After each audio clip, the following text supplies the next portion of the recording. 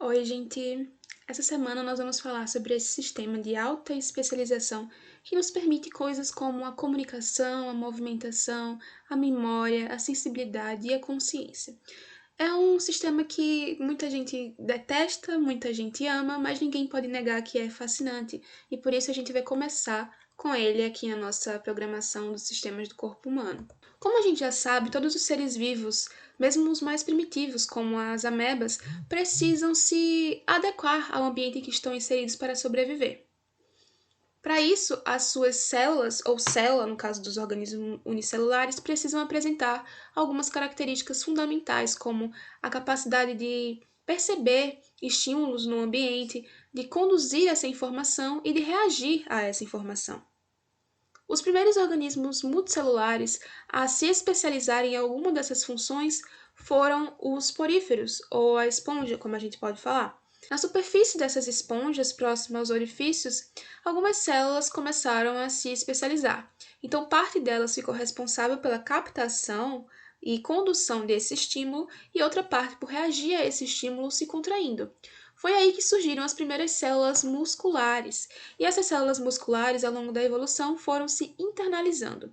As células que ficaram na superfície desses organismos multicelulares, então, puderam se especializar na captação e na condução dessa informação do ambiente. Com isso surgiram os primeiros neurônios, com os quinidários ou selenterados. Os neurônios desses quinidários são neurônios com muitas ramificações, formando um sistema nervoso difuso.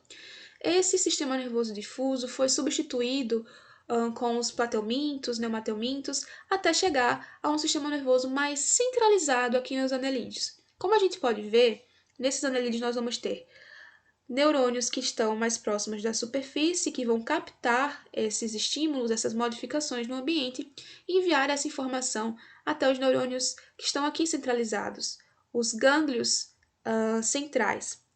Esses neurônios aqui vão então enviar respostas a músculos ou glândulas em outras partes do corpo desse anelídeo. Com a evolução, esse sistema foi se desenvolvendo cada vez mais até chegar no seu ápice, que é o cérebro humano.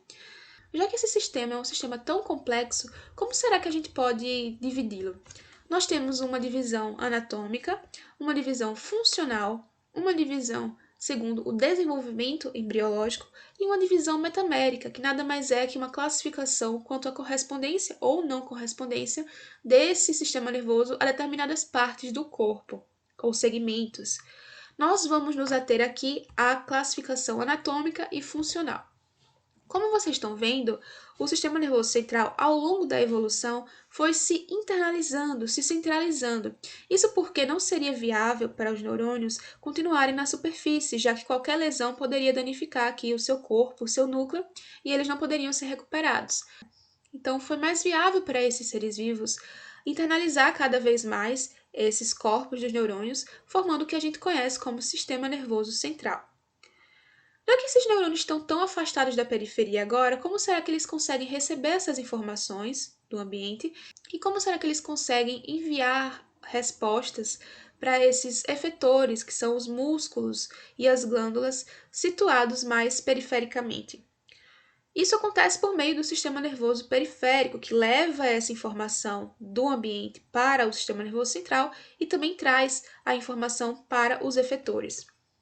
Então, o sistema nervoso é anatomicamente dividido em sistema nervoso central e sistema nervoso periférico. São constituintes do sistema nervoso central o encéfalo e a medula. Ambos são protegidos por arcabouços ósseos, o encéfalo pela caixa craniana e a medula pela coluna vertebral. O encéfalo, por sua vez, é constituído pelo cérebro, pelo tronco encefálico e pelo cerebelo, e a medula é só a medula mesmo. O sistema nervoso periférico vai ser formado pelos gânglios, que são nada mais que os corpos dos neurônios que ficaram de fora do sistema nervoso central, e esses gânglios podem ser tanto dos neurônios sensitivos, ou seja, os neurônios que trazem a informação do ambiente, quanto de outros neurônios, que são os neurônios do sistema nervoso autônomo, que a gente vai ver mais para frente. Esse sistema nervoso periférico também vai ser formado pelos nervos, que são os prolongamentos axônicos desses neurônios, e eles podem ser tanto espinhais, saindo da medula espinhal, ou nervos cranianos, que vão trazer informação e levar informação a partir, na maioria das vezes, do tronco encefálico. Por fim, nós temos as terminações nervosas desses axônios, constituindo o sistema nervoso periférico. Falando um pouquinho mais sobre esse encéfalo, como a gente já tinha dito, ele vai ser protegido por um arcabouço ósseo que é o crânio. Entre outras camadas, a gente vai ter a pele, o crânio e 3 camadas que são chamadas de meninges. A mais externa delas é a dura mater, depois temos a aracnoide e, por fim, mais rente ao encéfalo, temos a pia mater. Entre a aracnoide e a pia mater, nós temos um líquido chamado de líquido cérebroespinhal, que também vai envolver a medula espinhal. E esse líquido vai ser responsável pela proteção mecânica tanto do encéfalo quanto da medula. Esse encéfalo, como a gente viu, vai ser dividido em cérebro, cerebelo e tronco encefálico, em que o cérebro é constituído por 2 componentes. O telencéfalo, tele de final, significa que foi o último a ser desenvolvido, e o diencéfalo. Como a gente está vendo aqui, o telencéfalo é essa estrutura maior, cheia de sulcos, de gírios, e o diencéfalo é essa estrutura aqui mais medial, formada por tálamo, hipotálamo, epitálamo. Já o tronco encefálico vai ser dividido em ponte, mesencéfalo e bulbo. Mesencéfalo é essa parte aqui mais superior, a ponte aqui, e o bulbo que está em continuidade com a medula espinhal. Para que a gente entenda os processos de sinalização, é importante conhecermos algumas divisões do telencéfalo, porque serão para determinadas regiões dele que algumas informações serão enviadas, ou de lá irão sair algumas informações necessárias para o nosso entendimento aqui.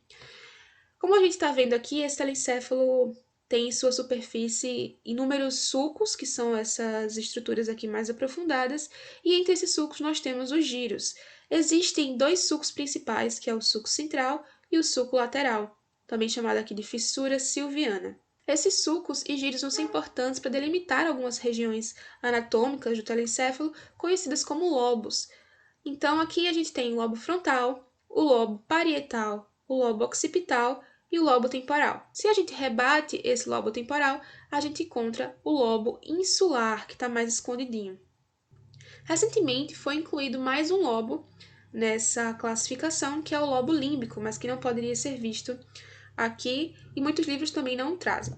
Para a gente entender um pouquinho mais sobre as funções desse telencéfalo, que vão além dessa divisão anatômica, nós vemos aqui esse sulco central, e acompanhando esse sulco central nós temos 2 giros super importantes.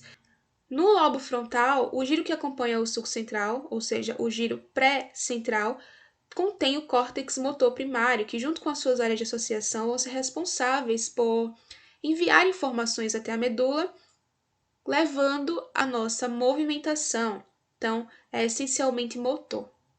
Já o giro pós-central, que está após esse sulco central, contém o córtex somatosensorial primário, que vai receber as informações relativas à sensibilidade do corpo, junto com as suas áreas de associação. O lobo occipital é quase que totalmente, direta ou indiretamente relacionado com a visão, e aqui no lobo temporal nós vamos ter um giro chamado giro temporal transverso, que contém o córtex auditivo e suas áreas de associação. Se a gente rebate esse lobo frontal, nós temos aqui no giro parahipocampal o córtex olfatório e mais a fundo aqui na ínsula o córtex gustatório. Agora que a gente já viu um pouquinho das funções do telencéfalo, a gente vai partir para a divisão funcional do sistema nervoso como um todo. Então, o sistema nervoso vai ser funcionalmente dividido em sistema nervoso somático, que é o sistema nervoso da vida e de relação com o ambiente, no caso, e o sistema nervoso visceral, que vai ser responsável por receber e enviar informações para as vísceras do nosso corpo. O sistema nervoso somático e o sistema nervoso visceral possuem componentes aferentes, que chegam até o sistema nervoso central, e componentes eferentes. No sistema nervoso somático, esse componente aferente vai trazer informações sobre a sensibilidade geral e especial do corpo. E o componente eferente é responsável por enviar algumas informações para os músculos estriados esqueléticos, levando à movimentação voluntária. Já no sistema nervoso visceral, o componente aferente vai receber informações provenientes de receptores presentes nas vísceras. Então, podem haver informações sobre a dor visceral, sobre modificações nas concentrações químicas nos meios em que essas vísceras estão inseridos, entre outros. Já o componente eferente do sistema nervoso visceral compõe o sistema nervoso autônomo, que vai inervar glândulas, músculo liso, músculo cardíaco. Esse sistema nervoso autônomo vai ser dividido em sistema nervoso autônomo simpático e sistema nervoso autônomo parasimpático, como a gente vai ver posteriormente. Como vocês estão vendo aqui, a gente tem o sistema nervoso central, com o encéfalo e a medula aparecendo. E para reforçar alguns conceitos, vamos imaginar o seguinte: você está andando na sua casa e de repente pisa no Lego perdido. A partir disso, receptores presentes ali nos seus pés vão enviar uma informação para o sistema nervoso central a partir de vias aferentes. Então, tudo aquilo que chega no sistema nervoso central é uma via aferente e tudo aquilo que sai é uma via eferente. Essas vias aferentes geralmente são sensitivas, vão levar informações do ambiente para esse sistema nervoso central. E as vias eferentes levam informações do sistema nervoso central até efetuadores, como os músculos. Então você pode flexionar a sua perna em resposta a esse estímulo. Se a gente cortar essa medula ao meio, nós vamos ter essa imagem aqui. Essa aqui é uma região mais posterior, mais dorsal, e essa aqui é a região mais anterior, mais ventral da medula. As vias aferentes chegam até a medula por raízes dorsais, raízes mais posteriores, enquanto as vias eferentes saem dessa medula, saem do sistema nervoso central por raízes ventrais. Isso é um conceito que a gente precisa ter em mente. Agora que a gente já viu a divisão desse sistema nervoso, vamos ver os tipos celulares que os constituem. Então, além do neurônio que a gente já conhece, nós temos a neuróglia, que é constituída por células que vão proporcionar suporte e nutrição a esses neurônios. E essa neuróglia é diferente no sistema nervoso periférico e no sistema nervoso central.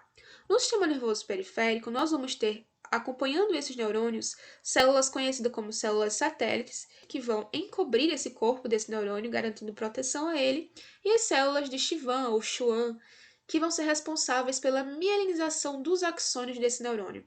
Elas se enrolam nesses axônios e produzem a mielina por processos diferentes dos que ocorrem no sistema nervoso central. No sistema nervoso central, por sua vez, nós temos os oligodendrócitos, que são os substitutos das células de Schwann no sistema nervoso central. Eles têm prolongamentos que se enrolam nesses neurônios, formando a bainha de mielina no sistema nervoso central. Existem células ependimárias, nas cavidades conhecidas como ventrículos, e temos os astrócitos, que contêm prolongamentos que se enrolam em vasos sanguíneos e outros prolongamentos que se ancoram aqui nos neurônios. Esses astrócitos são muito importantes para o transporte de íons, por exemplo, e eles vão formar uma proteção desse sistema nervoso central através de algo conhecido como barreira hematoencefálica. Então, a barreira hematoencefálica vai ser constituída aqui pelas células endoteliais dos vasos sanguíneos e a sua lâmina basal, além de pericitos, que são células próprias desses vasos sanguíneos. E aqui nós temos os pés vasculares desses astrócitos, que vão acabar por selecionar tudo aquilo que sai desses vasos sanguíneos para o sistema nervoso central. Agora sim a gente chegou até a unidade estrutural e funcional do sistema nervoso, os neurônios. Esses neurônios são divididos em corpo, axônio, dendritos e os botões que formam as junções sinápticas. Aqui nós temos o corpo celular do neurônio, que no sistema nervoso central vai se chamar de núcleo e no sistema nervoso periférico vai se chamar de gânglio. Esse corpo celular do neurônio possui o núcleo e as organelas que são responsáveis por sua atividade. Desse corpo partem algumas ramificações, seja o axônio, sejam os dendritos. Os dendritos são mais curtos e têm diâmetro maior que os axônios, e geralmente são eles que vão receber a informação proveniente de outro neurônio. Entre o corpo celular e o axônio, nós temos uma porção denominada cone axônico, que não possui organelas, e depois temos o segmento inicial, que é o segmento do axônio entre o corpo celular e o início da bainha de mielina. Esse axônio é um prolongamento enorme do corpo do neurônio que chega até os órgãos efetores, como os músculos lisos, músculo esquelético, músculo cardíaco e as glândulas. Como vocês estão vendo aqui, no sistema nervoso central nós temos os oligodendrócitos formando essa bainha de mielina e no sistema nervoso periférico nós temos as células de Schwann. Os neurônios podem ser divididos em três tipos principais.